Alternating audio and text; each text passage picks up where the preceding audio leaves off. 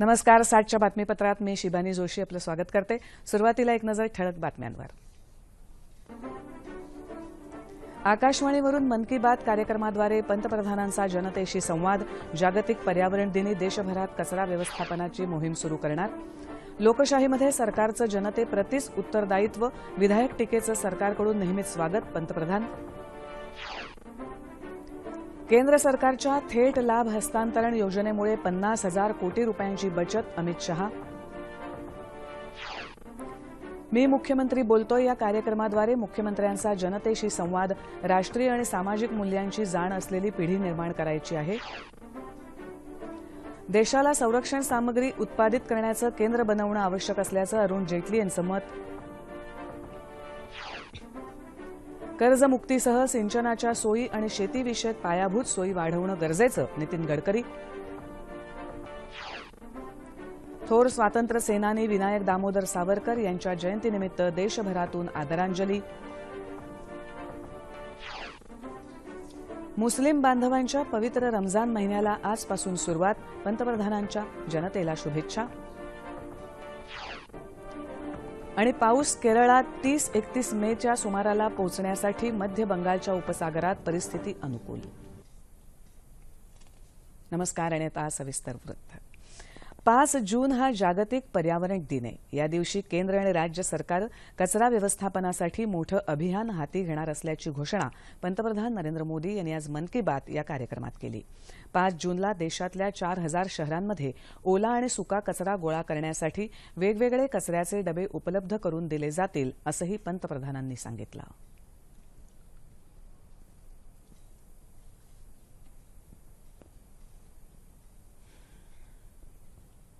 इस वर्ष यूएन ने इसका थीम रखा है कनेक्टिंग पीपल टू नेचर. दूसरे में शब्दों कहे तो बैक टू बेसिक. और नेचर से कनेक्ट का मतलब क्या है? मेरी दृष्टि से मतलब है खुद से जुड़ना, अपने आप से कनेक्ट होना.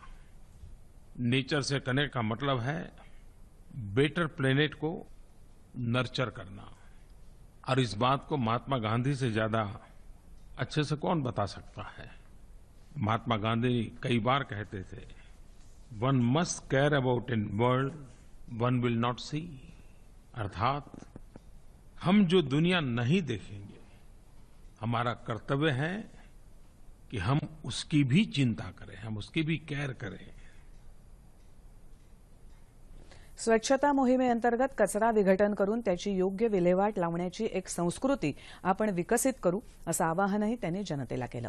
स्वच्छतेसाठी काम करणाऱ्या मुंबईतल्या अफरोज शहा यांचाही त्यांनी गौरवपूर्ण उल्लेख केला. शहा यांनी वर्सोवा रेसिडेंट व्हॉलेंटियर्सच्या माध्यमातून 2015 पासून वर्सोवा समुद्रकिनारा स्वच्छ आणि सुंदर बनवण्याचं व्रत स्वीकारलं. याच कामासाठी त्यांना चॅम्पियन्स ऑफ द अर्थ हा पुरस्कारही मिळाला. लोकशाहीमध्ये सरकारचं जनतेप्रती उत्तरदायित्व असतं. आपल्या सरकारच्या गेल्या 3 वर्षाच्या कामगिरीचं गेल्या 15 दिवसापासून प्रसारमाध्यमांमध्ये मूल्यमापन सुरू आहे. ही प्रक्रिया सुदृढ लोकशाहीचं लक्षण आहे. विधायक टीकेमुळे लोकशाही बळकट होते. अशा प्रकारच्या टीकेचं सरकार स्वागत करतं असं पंतप्रधानांनी आजच्या मन की बातमध्ये सांगितलं. आजपासून सुरू होणारा रमजानचा पवित्र महिना हा मार्ग पुढे नेण्यासाठी निश्चितच सहाय्यभूत ठरेल असं सांगत पंतप्रधान नरेंद्र मोदी यांनी सर्व देशवासियांना रमजानच्या शुभेच्छा दिल्या. ते आज मन की बात या कार्यक्रमाच्या आवृत्तीत भारतीयांशी थेट संवाद साधत होते. त्यावेळी त्यांनी हे वक्तव्य केलं. गेल्या मन की बात कार्यक्रमाद्वारे युवकांना कम्फर्ट झोनमधून बाहेर पडून आयुष्याचे अनुभव घेण्याचा सल्ला दिला होता. आज सावरकर जयंती आहे. भारताला स्वातंत्र्य मिळवून देण्यासाठी सावरकर यांच्याप्रमाणेच अनेकांनी ज्या यातना सोसल्या, कष्ट झेलले, त्याचे जिवंत अनुभव सेल्युलर जेलमध्ये पाहायला मिळतात. तरुणांनी तिथे जावं. आपल्या स्वातंत्र्य लढ्याचं ते तीर्थक्षेत्र आहे असं पंतप्रधान म्हणाले. वीर सावरकर जी की जन्म जयंती है. वीर सावरकर जी ने जेल में माझी जन्मठेप किताब लिखी थी. कविताएं लिखते थे, दीवारों पर लिखते थे. छोटी सी कोठरी में उनको बंद कर दिया गया था. आजादी के दीवानों ने कैसी यातनाएं झेली होगी. जब सावरकर जी की माझी जन्मठेप ये किताब मैंने पढ़ी और उसी से मुझे सेल्युलर जेल देखने की प्रेरणा मिली थी. वहां एक लाइट एंड साउंड शो भी कार्यक्रम चलता है. वो बड़ा ही प्रेरक है. हिंदुस्तान का कोई राज्य ऐसा नहीं था हिंदुस्तान की कोई भाषा बोलने वाला नहीं होगा जो आजादी के लिए काले पानी की सजा भुगतता हुआ अंडमान की जेल में, इस सेल्यूलर जेल में अपनी जवानी न खपाई हो। हर भाषा बोलने वाले, हर प्रांत के, हर पीढ़ी के लोगों ने यातनाएं झेली थी। मन की बात या कार्यक्रमाला मिळालेल्या यशाचाही पंतप्रधानांनी गौरवपूर्ण उल्लेख केला।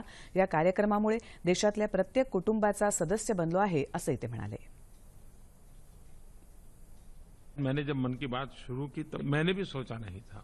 मन की बात इस कार्यक्रम ने मुझे हिंदुस्तान के हर परिवार का एक सदस्य बना दिया है। ऐसा लगता है जैसे मैं परिवार के बीच में ही घर में बैठ करके घर की बातें करता हूं। और ऐसे सैकड़ों परिवार हैं जिन्होंने मुझे ये बातें लिख करके भी भेजी है।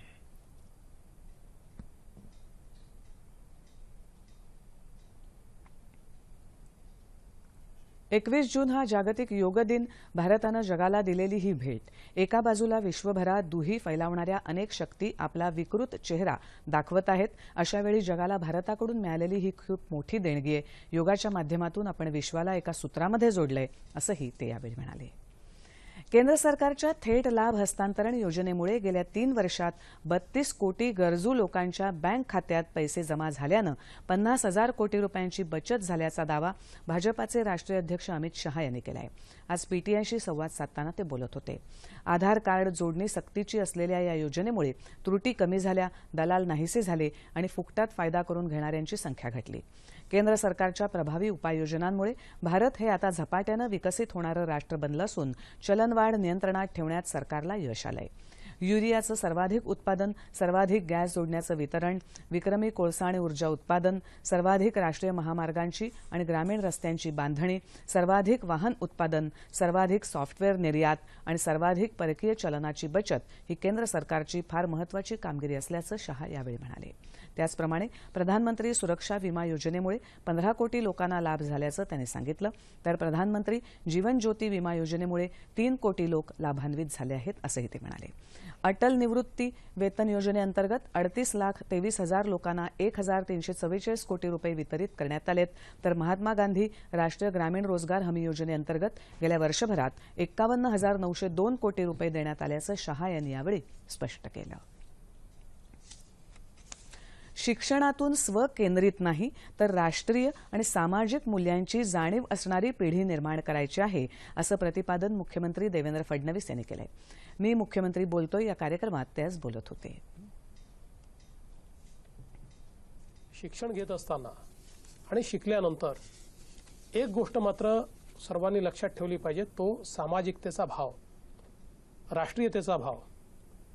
कारण शिक्षणातनं आपण स्वार्थी लोक तयार करायचे नाहीयेत, तर शिक्षणातनं आपल्याला एक पिढी अशी तयार करायची आहे की ज्याच्यामध्ये राष्ट्रीय मूल्य आहेत।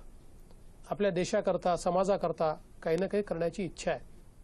शेवटी आपल्याला जे शिक्षण प्राप्त होतं समाजाने व्यवस्था उभ्या केल्या म्हणून ते प्राप्त होतं। कोणीतरी कॉलेज उभं करतं, कोणीतरी शाळा उभी करते, ते सरकार असतात, कधी खाजगी माणसं असतात। त्यांनी जर ती केलीच नाही तर आपल्याला शिक्षण मिळेल कसं? आणि म्हणून समाजाने तयार केलेल्या व्यवस्थेतनं जर आपल्याला शिक्षण मिळतं तर आपल्या जीवनामध्ये परत करण्याचा देखील विचार आपल्या मनात असला पाहिजे की ज्यावेळी संधी मिळेल त्यावेळी समाजाने आम्हाला दिलाय त्या समाजाला आम्ही नक्की परत करू। हा भाव जर असला तर आपण सगळे मिळून एक बलशाली भारत निश्चितपणे घडवू शकू। प्रत्येक व्यक्तीमध्ये उपजत काही गुण असतात, उपजत ते त्याला माहिती नसतात। एखादा व्यक्ती मॅथ्समध्ये फार चांगला असतो, एखादा आर्ट्समध्ये असतो, एखादा कॉमर्समध्ये असतो, एखादा अगदी संशोधन करण्याचं त्याचं माइंड असतं, एखादा लहानपणापासूनच आपल्या घरचा रेडिओ उघडून किंवा मोबाईल उघडून त्याच्यामध्ये 4 गोष्टी करणं। तर ही त्याच्या माइंडचा हा जो कल आहे हा जर त्याला समजलाच नाही आणि तोही त्या बकऱ्यांसारखा आपलं सगळे करतायत तेच मला करायचं आहे कारण घरच्यांना तेच वाटतंय अशा अवस्थेत गेला।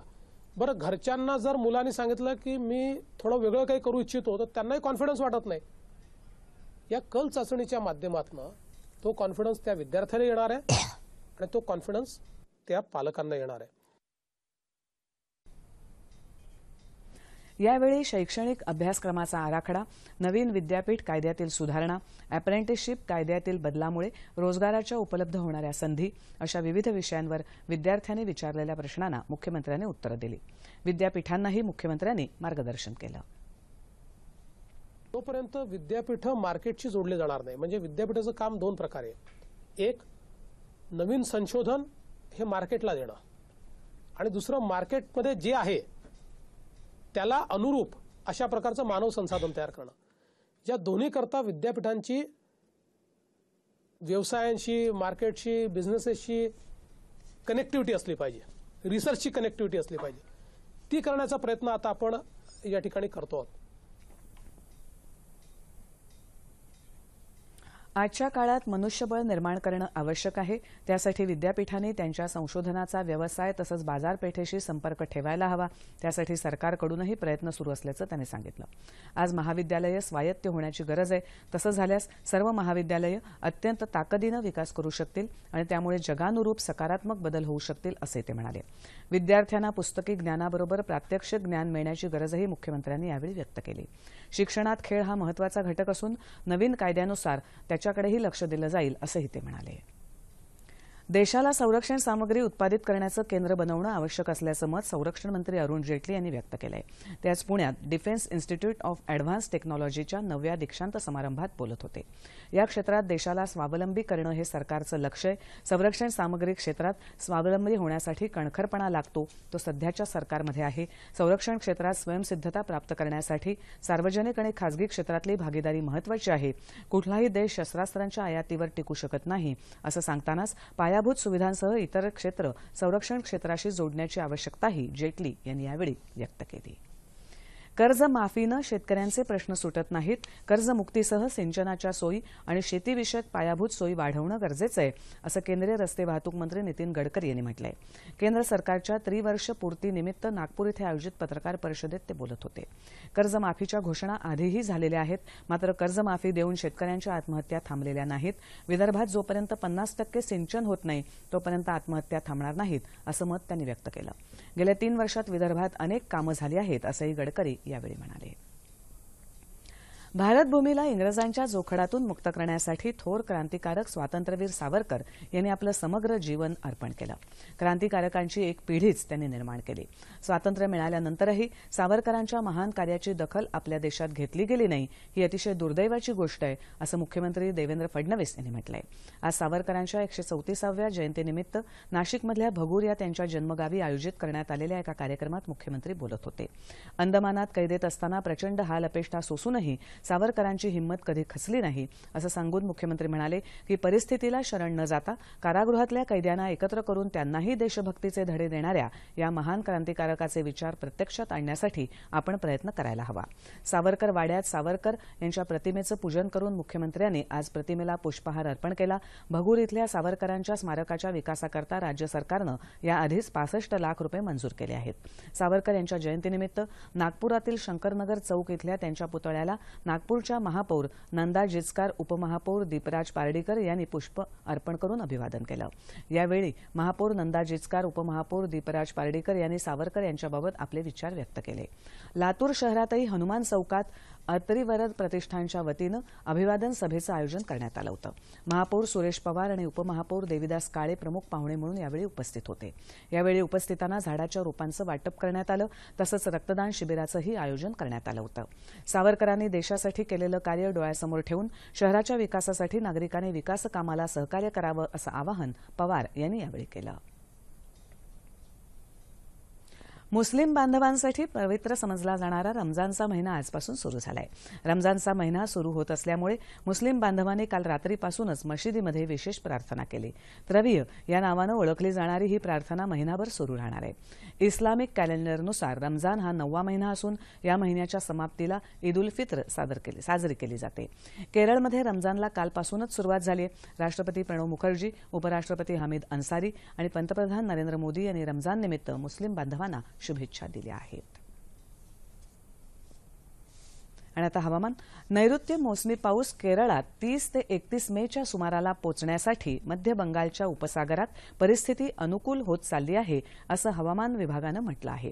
मध्य बंगालच्या उपसागरात निर्माण झालेल्या कमी दाबाच्या पट्ट्याचं येत्या 12 तासात तीव्र कमी दाबाच्या पट्ट्यात रूपांतर होण्याची शक्यता आहे. या परिस्थितीमुळे मान्सून पुढे सरकण्यासाठी परिस्थिती अनुकूल आहे. दरम्यान राजधानी दिल्लीसह देशाच्या काही भागात झालेल्या पावसाच्या तुरळक सरींमुळे उष्णतेपासून काहीसा दिलासा नागरिकांना मिळाला. मात्र देशात अजूनही काही ठिकाणी उष्णतेची लाट कायम आहे. आता राज्यातल्या हवामानाविषयी. येत्या 48 तासात राज्यात तुरळक ठिकाणी पाऊस पडण्याची शक्यता हवामान विभागानं वर्तवली आहे. आणि आता तापमान अंश सेल्सिअसमध्ये. मुंबई कमाल 35, किमान 28. नागपूर 45 आणि 26. पुणे 36 आणि 24. औरंगाबाद 39 आणि 24. नाशिक 36 आणि 24. कोल्हापूर 35 आणि 24. रत्नागिरी 33 आणि 27. सोलापूर 40 आणि 25. आणि अमरावती कमाल 43 आणि किमान 21 अंश सेल्सिअस. ठळक बातम्या पुन्हा एकदा. आकाशवाणीवरून मन की बात कार्यक्रमाद्वारे पंतप्रधानांचा जनतेशी संवाद. जागतिक पर्यावरण दिनी देशभरात कचरा व्यवस्थापनाची मोहीम सुरू करणार. लोकशाहीमध्ये सरकारचं जनतेप्रतीच उत्तरदायित्व. विधायक टीकेचं सरकारकडून नेहमीच स्वागत. पंतप्रधान. केंद्र सरकारच्या थेट लाभ हस्तांतरण योजनेमुळे 50,000 कोटी रुपयांची बचत. अमित शहा. मी मुख्यमंत्री बोलतोय या कार्यक्रमाद्वारे मुख्यमंत्र्यांचा जनतेशी संवाद. राष्ट्रीय आणि सामाजिक मूल्यांची जाण असलेली पिढी निर्माण करायची आहे. देशाला संरक्षण सामग्री उत्पादित करण्याचं केंद्र बनवणं आवश्यक असल्याचं अरुण जेटली यांचं मत. कर्जमुक्तीसह सिंचनाच्या सोयी आणि शेतीविषयक पायाभूत सोयी वाढवणं गरजेचं. नितीन गडकरी. थोर स्वातंत्र्य सेनानी विनायक दामोदर सावरकर यांच्या जयंतीनिमित्त देशभरातून आदरांजली. मुस्लिम बांधवांच्या पवित्र रमजान महिन्याला आजपासून सुरुवात. पंतप्रधानांनी दिल्या जनतेला शुभेच्छा.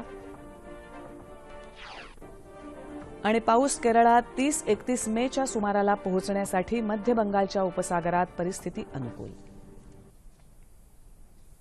याबरोबरच हे बातमीपत्र संपलं. केंद्रात स्थापन झालेल्या भाजपा सरकारला नुकतीच 3 वर्ष पूर्ण झाली. या कालखंडात सरकारनं देशाच्या उद्योग क्षेत्राला बळ मिळावं, नवीन उद्योजकांना प्रोत्साहन मिळावं, विविध कौशल्यावर आधारित मनुष्यबळाची निर्मिती व्हावी यासाठी make in India, skill India, startup India अशा विविध योजना सुरू केल्या. या सर्व योजनांची सद्यस्थिती, त्यामुळे संबंधित क्षेत्राला झालेला लाभ आणि जगभरात भारताची बदललेली प्रतिमा याविषयी चर्चा करण्यासाठी महाराष्ट्र चेंबर ऑफ कॉमर्सचे अध्यक्ष शंतनू भडकमकर आज रात्री 9:30च्या बातम्यांमध्ये येणार आहेत. तेव्हा पुन्हा भेटूया पुढच्या बातमीपत्रात आपल्या सह्याद्री वाहिनीवर. नमस्कार.